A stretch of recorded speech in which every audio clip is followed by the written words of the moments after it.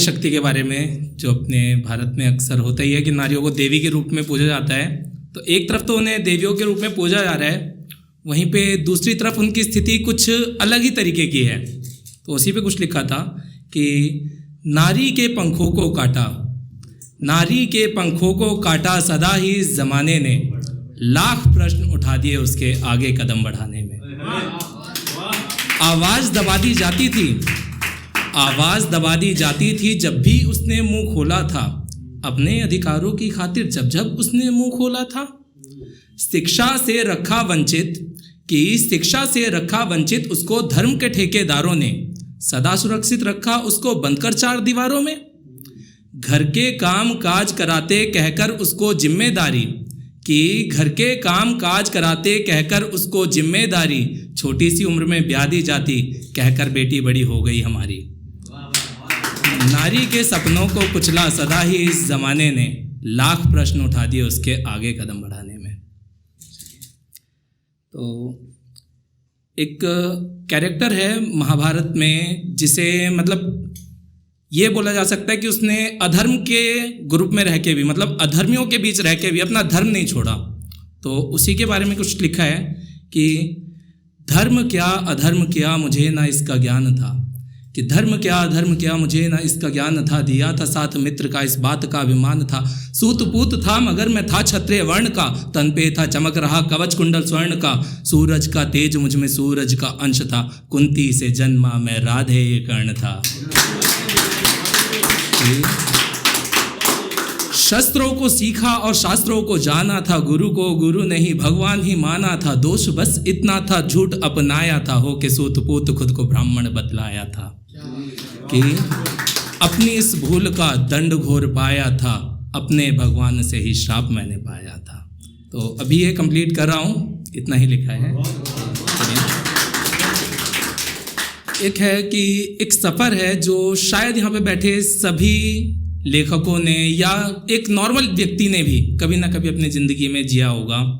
तो देखिए क्या है कि यादों के समंदर में उतरे तो बस दुखों की लहरें मिली, कि यादों के समंदर में उतरे तो बस दुखों की लहरें मिली, कोशिश करी भुलाने की पर मेरी एक ना चली। उम्मीदों की नाव से चाहा कि उम्मीदों की नाव से चाहा अपनी हर मंजिल को पाने का, पर वक्त और तकदीर की पतवार ना चली। अब लोग कहते हैं कि मैं कुछ बदला हुआ सा लगता हूँ, कि लोग कहते हैं कि मैं कुछ बदला हुआ सा लगता हूँ, पर उन्हें क्या पता मेरे बदलने की वजह मुझे उन्हीं से मिली। तो अभी एक फेस्टिवल गया है हम लोगों का, शिवरात्रि, महाशिवरात्रि। तो जैसा कि पता होगा कि उसमें भगवान शिव और गौरा जी की शादी हुई थी। तो उसमें कुछ लिखा है, कंप्लीट नहीं है लेकिन सोच रहा हूँ सुना देता हूँ।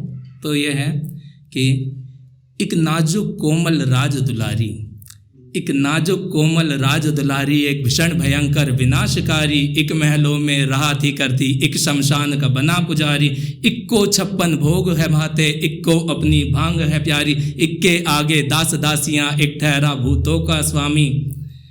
अजब है रिश्ता गजब व्यवस्था, सजी धजी गौरा करे प्रतीक्षा, दूर से आते दिखे बराती, चमक धमक कुछ नजर ना आती, भूत प्रेत बस नाचे गावे, तांडव कर कर डमरू बजावे, बैल पे दूल्हा बने हैं बैठे, शिव शंकर भोले भंडारी। चलिए एक लास्ट है, उसे सुना के इजाज़त चाहूँगा कि हमने तो सीखा था तुमसे ही वफा करना, कि हमने तो सीखा था तुमसे ही वफा करना, छोटी छोटी बातों पे हंसा करना, कसमें खाई थी साथ निभाने की, कोशिश की एक दूजे की हर कमी को अपनाने की। फिर ऐसा क्या हुआ कि फिर ऐसा क्या हुआ जो चले गए, रिपीट करो, हमने तो सीखा था तुमसे ही वफा करना, छोटी छोटी बातों पे हंसा करना, कसमें खाई थी साथ निभाने की, कोशिश की एक दूजे की हर कमी को अपनाने की। फिर ऐसा क्या हुआ जो चले गए बीच मझधार यूं अकेला छोड़कर, अपनी आदत लगा यूं मुँह मोड़कर। अब तो घबरा जाता हूँ किसी के करीब आने से, डर लगता है मुझको तो अब इस ज़माने से। कुछ दोस्त हैं खास जो देते हैं सलाह कि कुछ दोस्त हैं खास जो देते हैं सलाह कि भूल कर बीती बातें, दुनिया आगे बढ़ती है तुम भी आगे बढ़ो ना। पर उन्हें कैसे